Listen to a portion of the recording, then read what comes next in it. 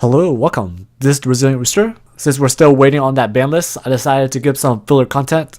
A few weeks ago, I went to the 4th World Regional. Top 32 gets an invite, and unfortunately for me, I got 33rd. So the deck I took to the Regional, as you can see from the picture, was Atlantean Mermail Frog Sekka. I felt that this was a great pick for the event. This was one of the first regionals where Summon Sorceress was legal, so this deck was pretty much full power for the TCG.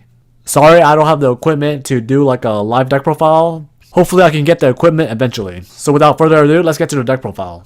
For my 3 Elves in the deck, I played 3 Mermail Abyssius, 3 Atlantean Dragoons, 3 Nymphtibis the Atlantean Prince, 3 Gen-X-Undyne, 3 Swamp Frogs, and 3 Nimble Angler. All these cards are your power cards and you really want to see them at the beginning. If you can ever open up 2 of these 3 Elves, you're usually in good position since you're able to spout out a lot of cards on board and potentially extra link your opponent.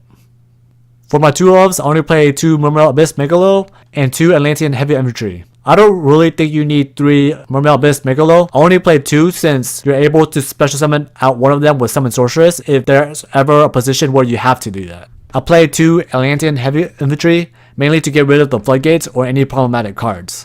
For my 1 Elves, I play the Nimble Manta and Beaver. You're only playing one of these because of Nimble Angler, of course. I play Gen-X Controller for the Gen-X-Undyne. I play the Moonlit Glacier for the potential hand loop plays. I play 1 Christian Rosenix as one of my extenders. I play 1 Mermail Abyss Spike, 1 Deep Sea Diva, 1 Rodent Toad, 1 Mermail Abyss Gundee, and 1 Nightmare Corruptor Eebly. I felt since most of these cards were just once per turn, you didn't really need to play more than 1. Obviously, Deep Sea Diva is limited, otherwise you would play more. I really like Diva in this deck since with Nightmare Goblin, you're able to normal summon this card twice, and you can just get so much pluses from there. And the reason why I play Mermail Abyss Spike was just one of the extenders. Like if you special summon it with Firewall, ditch a water card, you can add another card for more fuel, and you can trigger your water effect monsters from your hand. For my hand traps, I played 3 Ash and 2 Droll Lock. I really wanted to play 3 Drolls, but I think 2 was just fine. I decided at the 3rd one just in case I ever needed it. But for the most part, I really like just 5 hand traps. I don't want to clock too much just in case I go first. And you mainly want to go first in this deck since you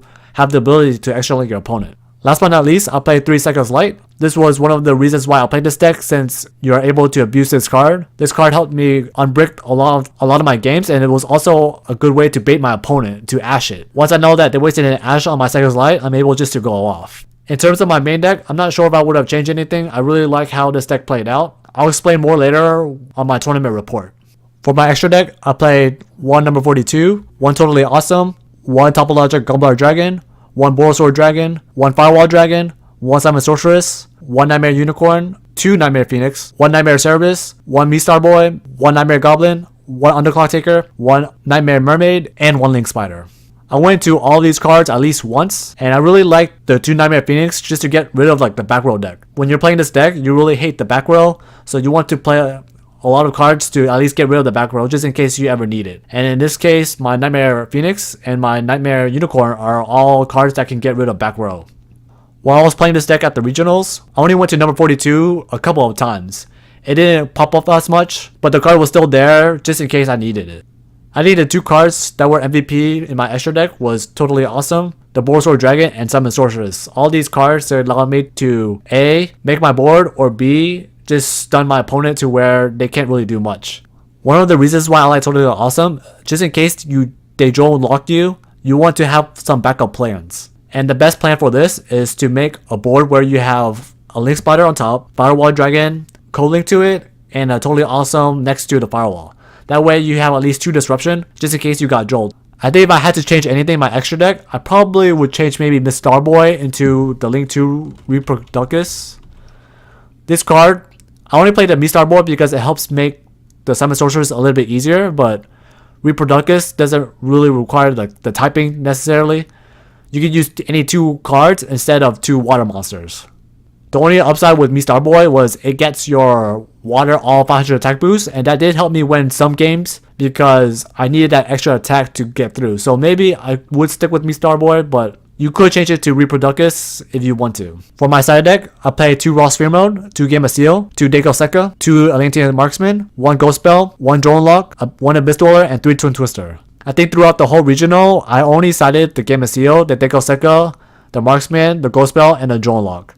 I didn't really go much to the Abyss Dweller or like the Toon Twisters. I felt Sekka of Light was way of a power card to take it out. So I sort of regret playing the Toon Twister. I would probably take out the Toon Twister for another Ghost Spell and Atlantean Marksman. One of the reasons why I like the Ghost Spell so much was it's one of the cards that can stop Firewall. Once Firewall uses that bounce effect to gather all the material to keep spamming the board, you use the Ghost Spell on it and they sort of lose their whole play. So this was pretty much my deck list for Fort Worth Regional. At this regional, there was only 8 rounds, so it went by pretty quick. For my first matchup, I played against ABC Sky Striker. This one was very bad for me. For some reason, I just totally blanked when I played this deck. I had the potential to make the U-board link with Totally Awesome, but I sort of messed up throughout the way, and I forgot to summon Moon Glacier, and I forgot to do a lot of stuff. In the end, I got evenly matched, and I lost game 1. In game 2, I went first. My opponent drilled me when I did my searches, so I was sort of in a bad position, but I was able to still end with the Me Starboy and Totally Awesome, and my opponent misplayed. They made a 2500 monster, and they attacked through my Totally Awesome, which was 2700. And after they did that, they realized what they just did, and they scooped, so we went to game 3. Game 3,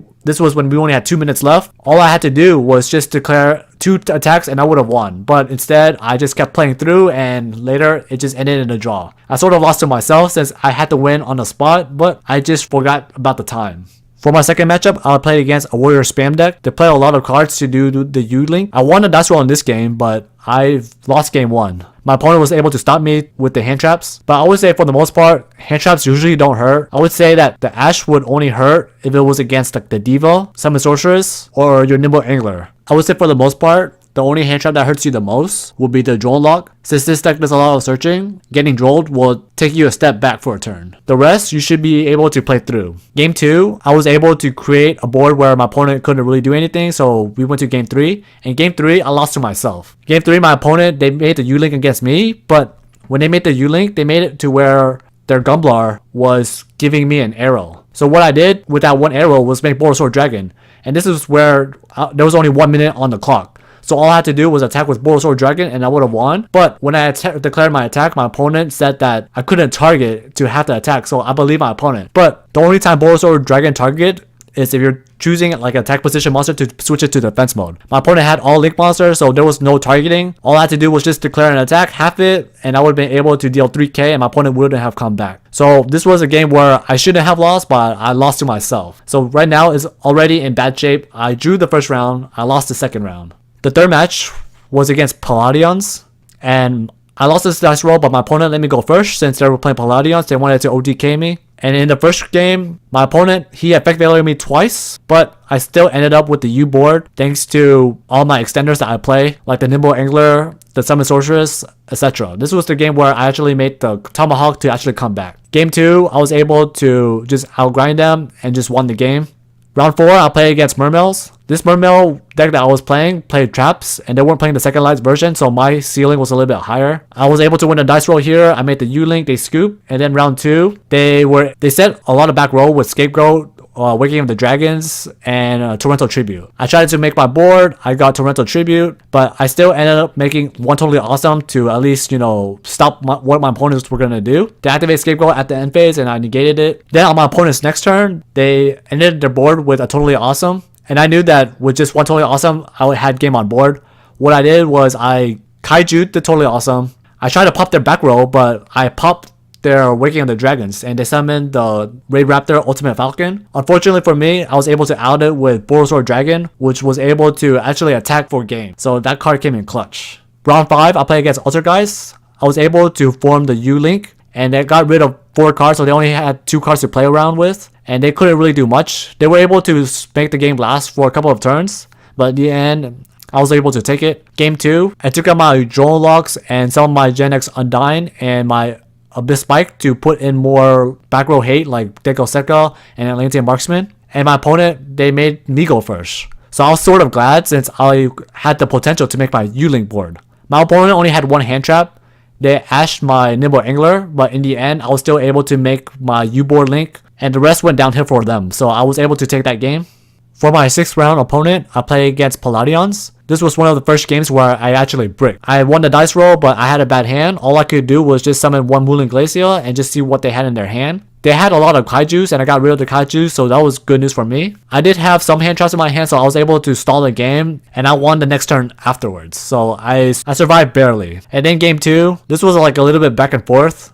My opponent made me go first, but I didn't really have much of a hand to do anything with, but I did have a lot of hand traps. So I was able to stall my opponent for a couple of turns and I grinded them out for a win a few turns later. For my 7th round opponent, I'm playing against Pendulum Magician. I lost a dust roll in this game and my opponent gets to go first. Fortunately for me, I actually had the drone lock when my opponent opened up a mediocre hand. They still ended up making a board where they had the Carnagorgon and the Mythical Beast where it negates effect. Fortunately for me, that card only had 2 counters and I didn't open up a Sekka's Light, so I didn't trigger the counters it needed to negate its effect. I was able to get rid of the Carnagorgons with the chain links since it couldn't stop the targeting effect since it missed timing. So I was able to get rid of their board and just OTK them easily.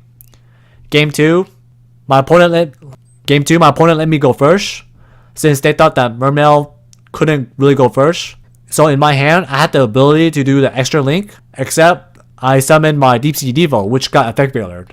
If I summoned my Gen X Undyne, I would have been able to go off thanks to sending the Nimble Angler and just make the U link. Except I got too hasty, I got too excited, and I sort of misplayed. For my backup plan, I had to make the Mistar Boy. By making the Mistar Boy, it put my opponent to a position where if they did destroy my Mistar Boy, I would get my Deep Sea Diva back to my hand, and they wouldn't have a way to respond to it. My opponent, they sort of had like a lackluster hand as well too. I Ghost Ogre their first Electromite, so they couldn't really do much. My opponent only had the Zhangxi Magician, and they didn't attack my Mistar Boy. So what ended up happening was, since I had an arrow that pointed diagonal to the left and to the right, I was able to make Goblin, make Firewall, so that the Zhangxi Magician can't target my Firewall. And thanks to Firewall, I was able to break their board, and I was able to attack for game. My final round was against Gokis, and I lost the dice roll in this game. When I looked at my hand, I didn't open up a single hand trap, and after I saw that my opponent was playing Gokis and they had the 2-card combo, I just immediately scooped. And this is probably where I should have changed my strategy at this point. It was the last round of the day, it was time to do something new. I should have decided to go second and let my opponent go first. In the end, my opponent decided so much hand trap against me, I couldn't really do anything. Turn 1, they had the Winter Cherries, they had the Gamma, and they had the Ash, and I couldn't play through all of those. So I ended up losing the last round, and I finished with the record of X1-2. And as you can see from the title, that was not enough for me to get my invite. So that concludes my tournament report. I hope you enjoyed the deck profile. It was unfortunate that I missed it barely, but somebody had to be 33rd at the end of the day. If you enjoyed this video, please leave a like. If you want to see more Yu-Gi-Oh content, please hit the subscribe button. Thank you for watching and have a great day.